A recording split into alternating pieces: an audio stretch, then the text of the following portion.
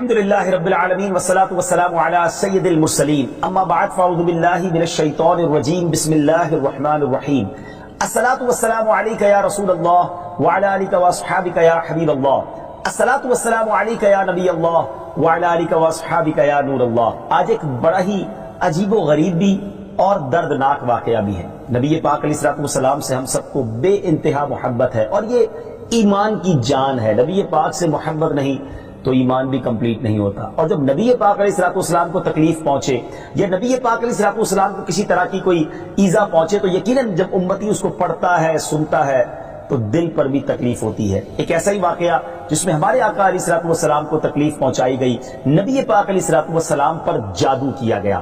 ناظرین، آج یہ واقعہ ہم سنیں گے اور یہ قرآنی واقعہ ہے اور اس کے ذریعے بہت ساری باتیں بھی سنیں گے۔ جادو کے بارے میں بڑے مسکنسیپشن ہیں لوگوں کے ذہنوں میں، اور سمجھتے ہیں کہ جادو توڑ کرنے کے لیے بڑے عجیب و غریب عمل کرنے پڑیں گے، بڑے گناہوں والے کام کرنے پڑیں گے، اللہ کی ناراضگی والے کام بھی لوگ کرنے کے لیے تیار ہو جاتے ہیں، حرام اور ناجائز کام کرنے کے لیے تیار ہو جاتے ہیں اور سمجھتے ہیں کہ اس سے جادو سے بچا جا سکے گا۔ البتہ جادو کروانے کے لیے بھی لوگ بڑے ہی ناجائز اور حرام کام کرتے ہیں جو کہ جہنم میں لے جانے والے کام ہوتے ہیں۔ اللہ مجھے اور آپ کو ہمیشہ جادو ٹونے آصف سے محفوظ رکھے، ہر قسم کی بلاؤں سے محفوظ رکھے، اور آج قرآن کے ذریعے سمجھیں گے کہ جادو کا علاج کیا ہے، جادو ہو جائے تو بچا کیسے جا سکتا ہے، اور نبی پاک علیہ السلام پر جب جادو ہوا تھا، جادو کرنے کی کوشش کی گئی تھی، اس کا نتیجہ کیا نکلا۔ ناظرین، توجہ کے ساتھ آپ نے سلسلے میں شامل رہنا ہے۔ روایت یہ ہے کہ لبید بن عاصم یہودی اور اس کی بیٹیوں نے نبی پاک علیہ السلام پر جادو کر دیا، جس کا اثر پیارے آقا علیہ السلام کے جسم پر نمودار ہوا۔ طبیعت شریف جو ہے وہ کچھ ناساز ہونے لگی، آپ کے قلب، آپ کی عقل مبارک اور آپ کے اعتقادات پر کوئی اثر نہ ہوا، صحت مبارک پر تھوڑا سا اثر ہوا۔ چند روز بعد حضرت جبریل امین بارگاہ رسالت میں حاضر ہوئے اور عرض کی، یا رسول اللہ صلی اللہ علیہ وسلم، ایک یہودی نے آپ صلی اللہ علیہ وسلم پر جادو کر دیا ہے، اور جادو کا جو سامان ہے وہ فلاں کنویں میں ایک پتھر کے نیچے دبا ہوا ہے۔ سرور کائنات علیہ السلام نے حضرت علی مولا کائنات شیر خدا کرم اللہ تعالی وجہ الکریم کو بھیجا۔ انہوں نے کنویں کا پانی نکالا اور پتھر اٹھایا تو اس کے نیچے سے کھجور کے گھابے کی تھیلی برآمد ہوئی، یعنی کھجور کے جو چھلکے ہوتے ہیں اس طرح کی تھیلی برآمد ہوئی، اور اس میں نبی پاک علیہ السلام کے منہ مبارک جو کنگھی سے ٹوٹے تھے، اور کنگھی کے ٹوٹے ہوئے کچھ دندانے، اور ایک ڈور یا کمان کا چلہ جس میں 11 گٹھانے لگی ہوئی تھی، اور ایک موم کا پتلا تھا جس میں 11 سوئیاں چبھی ہوئی تھی۔ یہ سب سامان پتھر کے نیچے سے نکلا، اور یہ مولا علی کرم اللہ تعالی وجہ الکریم یہ سارا سامان لے کر نبی پاک علیہ السلام کی بارگاہ میں آ گئے۔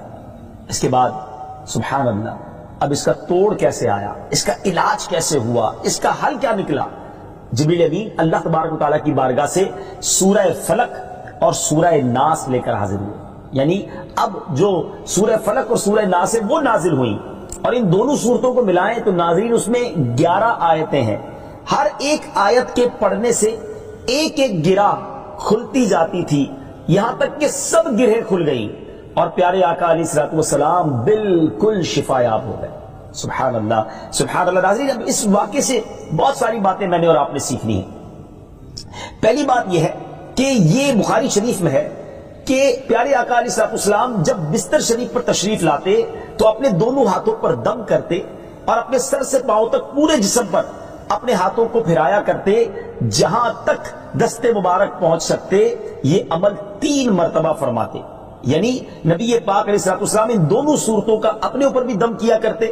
اور ایک اور جگہ پر بھی یہ ہے، حدیث عائشہ رضی اللہ تعالیٰ عنہ میں ہے کہ جب نبی پاک علیہ السلام کے گھر والوں میں سے کوئی بیمار ہوتا تو آپ علیہ السلام ان دونوں صورتوں کو پڑھ کر اس پر دم فرمایا کرتے تھے۔ تو یہ نبی پاک کے معمول میں تھا۔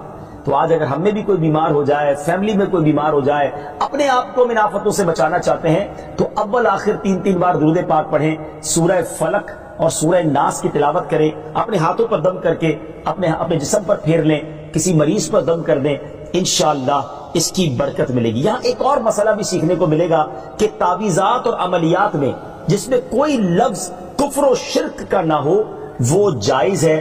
اسی طرح گنڈے بنانا اور ان پر گرے لگا کر آیات قرآن اور اسماء الہیہ پڑھ کر پھونک مارنا بھی جائز ہے، یعنی تعویذات اگر شرک سے پاک ہیں، اگر کفریہ کلمات سے پاک ہیں تو وہ کرنے میں کوئی حرج نہیں، وظائف کرنے میں کوئی حرج نہیں، یہ قرآن و حدیث سے ثابت ہے اور آپ نے یہ سنا۔ ناظرین سیکھنے کو کیا مل رہا ہے؟ خلاصہ یہ ہوا کہ سورہ فلق یعنی قل اعوذ برب الفلق اور قل اعوذ برب الناس، یہ دونوں صورتیں جن اور شیاطین، نظر بد اور آسیب اور تمام امراض خصوصاً جادو ٹونے کا مجرب علاج ہیں۔ ان کو لکھ کر تعویذ بنائیں، گلے میں پہنائیں اور ان کو بار بار پڑھ کر مریض پر دم کریں اور کھانے اور پانی اور دواؤں پر پڑھ کر پھونک دیں اور پھر مریض کو کھانا وغیرہ کھلائیں، انشاءاللہ عز و جل ہر مرض اور بالخصوص جادو ٹونا دفع ہو جائے گا، مریض شفا یاب ہو جائے گا۔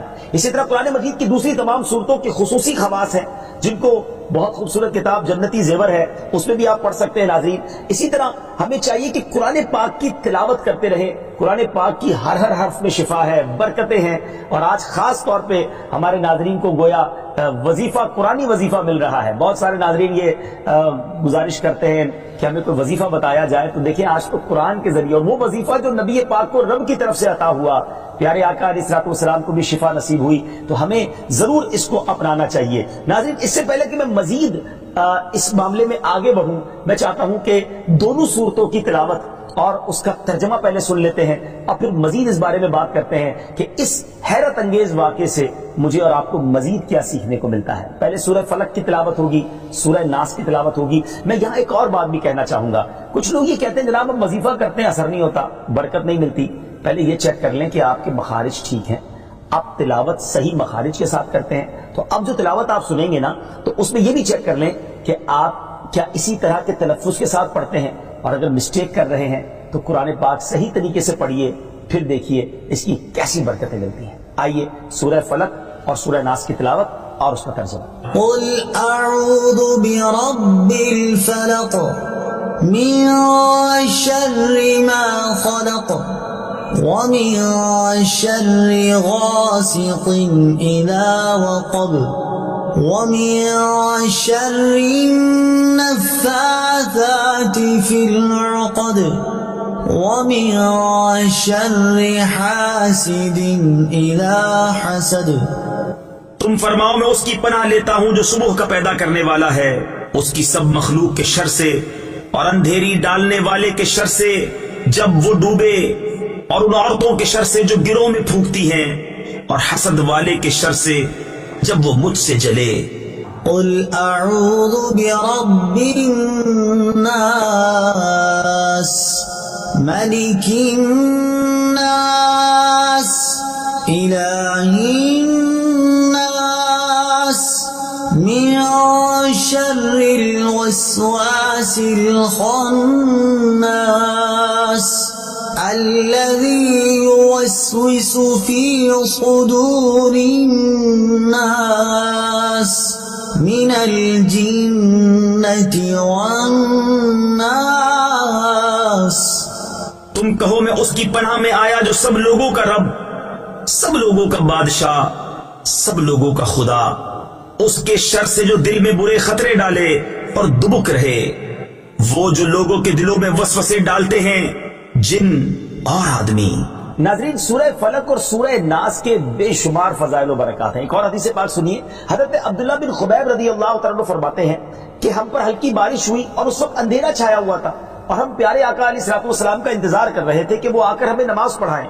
پھر نبی پاک علیہ الصلوۃ والسلام ہمیں نماز پڑھانے کے لیے تشریف لائے اور ارشاد فرمایا پڑھو۔ میں نے عرض کی کیا پڑھوں؟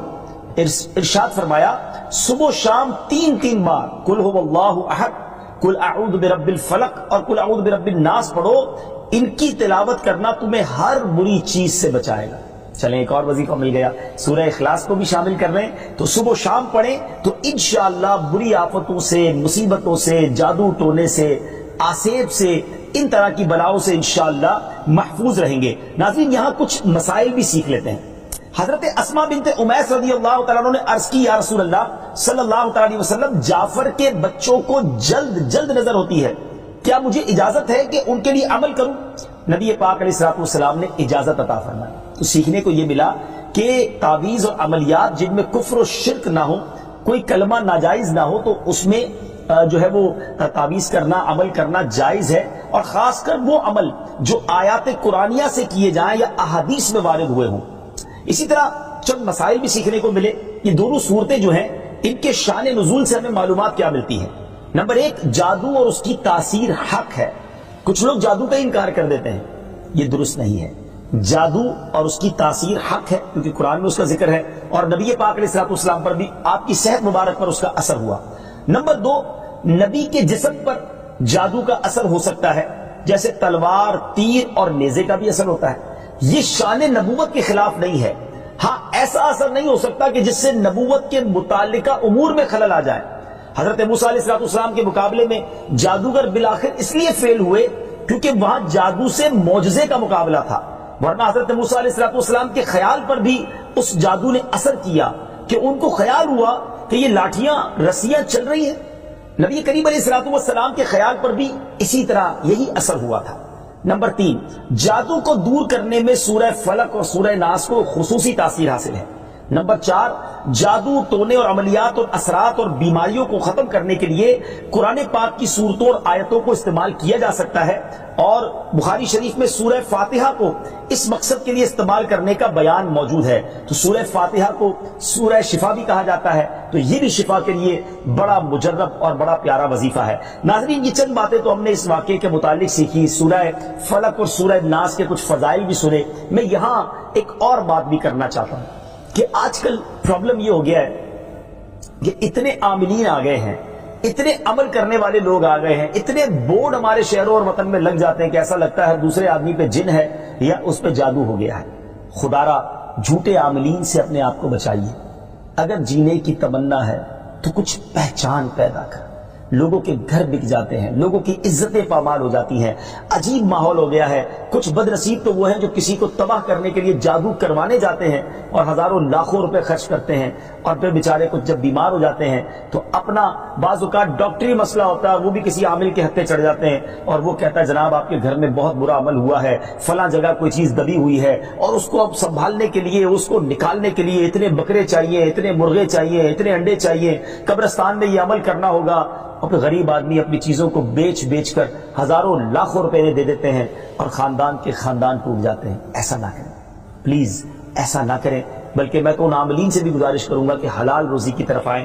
دعوت اسلامی نے بڑا شاندار ایک انداز اختیار کیا، اللہ سلامت رکھے دعوت اسلامی کے مدنی ماحول کو۔ ناظرین، آپ سوچ رہے ہوں گے کہ پھر ہماری بیماریوں کے لیے ہم تعویذ کس سے لیں، ہم یہ وظائف کہاں سے لیں؟ آپ کی دعوت اسلامی ہے نا۔ الحمدللہ دعوت اسلامی کا ایک شعبہ ہے جس کا نام ہی مکتوبات و تعویذات عطاریہ ہے۔ اس میں آپ کو بغیر کسی فیس کے، جی ہاں بغیر کسی فیس کے، لاکھوں لاکھ تعویذ ہر مہینے ناظرین یہاں سے دیے جاتے ہیں، پوسٹ بھی کیے جاتے ہیں، کوریئر بھی کیے جاتے ہیں، اس کی بھی کوئی فیس نہیں لی جاتی۔ تو یہ تعویذات آپ دعوت اسلامی کے مرکز سے رابطہ کر کے لے لیجئے۔ آن لائن تعویذات کی سروس بھی موجود ہے۔ حالانکہ دعوت اسلامی کا اس ڈپارٹمنٹ پر لاکھوں کروڑوں روپے خرچ ہو رہا ہے، مگر اس لیے اس کو فری رکھا ہے تاکہ امت کے لیے آسانی ہو، دکھیاری امت جو ہے ان کے مسائل حل ہو جائیں، نہ جانے کس کی دعا لگ جائے اور ہمارا بیڑا پار ہو جائے۔ ہاں، اس میں یہ ضرور میں کہوں گا کہ وہ لوگ جو یہ پروگرام دیکھ رہے ہیں اور ان کو لگتا ہے کہ میں اس شعبے کو سپورٹ کروں، دعوت اسلامی جس شعبے میں خرچ کر رہی ہے اور نہ جانے کتنے دکھیارے مسلمانوں کی دعائیں لے رہی ہے، تو اگر آپ دعوت اسلامی کے شعبہ تعویذات عطاریہ میں سپورٹ کرنا چاہتے ہیں، اپنا ڈونیشن دینا چاہتے ہیں، تو بھی ہم سے رابطہ کر لیجئے۔ لیکن پلیز ان جھوٹے عاملوں سے اپنے آپ کو بچائیے۔ اور مجھے جو ناظرین سن رہے ہیں، ہر بندے پر جادو نہیں ہوتا، ہر بندے پر جن نہیں آ جاتا، ہر بات میں وسوسہ نہ لایا کریں، وظائف پڑھ لیا کریں۔ صبح و شام یہ وظیفہ ہمیں نبی پاک نے دے دیا ہے، صبح گھر سے پڑھ کر نکلے، شام گھر پر آ کر سونے سے پہلے پڑھ لے، آیت الکرسی سونے سے پہلے پڑھ لے۔ اللہ نے چاہا خیر آپ کا مقدر رہے گی، اور مزید ضرورت ہو تو دعوت اسلامی کے اس شعبے سے رابطہ کر لیں۔ میں امید کرتا ہوں کہ آج کے اس واقعے سے ہمیں یہ سیکھنے کو ملا کہ قرآنی وظائف کی کیا اہمیت ہے، اور جائز وظائف کرنے میں، تعویذات کرنے میں کوئی حرج نہیں۔ آخری بات، نبی پاک علیہ الصلوۃ والسلام کو پتہ چل گیا، جبریل امین نے بتا دیا کہ جادو کس نے کیا، مگر نبی پاک علیہ الصلوۃ والسلام نے بدلہ نہیں لیا، سزا نہیں دی۔ اس لبید بن عاصم کو، اس کی جو بچیاں تھیں، جو بھی لوگ تھے جادو کرنے والے، سب کو معاف کر دیا۔ اللہ اکبر! انہیں پتہ چل جاتا تھا کہ کس نے ظلم کیا ہے، پھر بھی معاف فرماتے، اور ہم شک کی بنیاد پر بدلہ لے لیتے ہیں۔ کوئی عامل کہہ دیتا ہے تمہارے گھر میں سین نام کی کوئی عورت ہے، اس نے یہ کیا ہے، اب جتنے سین نام والے ہیں سب کے ساتھ بدگمانی شروع، جب سے سب سے لڑائی شروع، سب کے بارے میں برا سوچنا شروع۔ انسان ہی سے غلطی ہوتی ہے، معافی کرنے والا ذہن رکھیے، معاف کریں گے اللہ تعالیٰ آپ کو معاف کر دے گا، رحم کریں گے آپ پر رحم کیا جائے گا۔ اللہ مجھے اور آپ کو نبی پاک علیہ الصلوۃ والسلام کی اس مبارک سیرت سے سیکھنا نصیب فرمائے کہ اگر کسی سے غلطی ہو بھی گئی ہے، کسی نے ہمارا برا چاہا بھی ہے اور پتہ بھی چل گیا ہے، تو معاف کرنا اللہ کو بڑا پسند ہے۔ مشکل ضرور ہے، دل چاہتا ہے میں بھی بدلہ لوں، لیکن مزہ بھی تو یہی ہے نا کہ دل چاہ بھی رہا ہے، غلط بھی کیا ہے سامنے والے نے اور میں بدلہ لے بھی سکتا ہوں، پھر بھی اللہ کی رضا کے لیے معاف کر دیں اور اس نیت سے معاف کریں میرے مالک میں تیرے بندے کو معاف کر رہا ہوں تو مجھ گناہگار کو معاف فرما دے۔ اللہ کریم ضرور کرم فرمائے اور یہی اسلام کی خوبصورتی ہے۔ اللہ مجھے اور آپ کو معافی اور درگزر کا ذہن نصیب فرمائے۔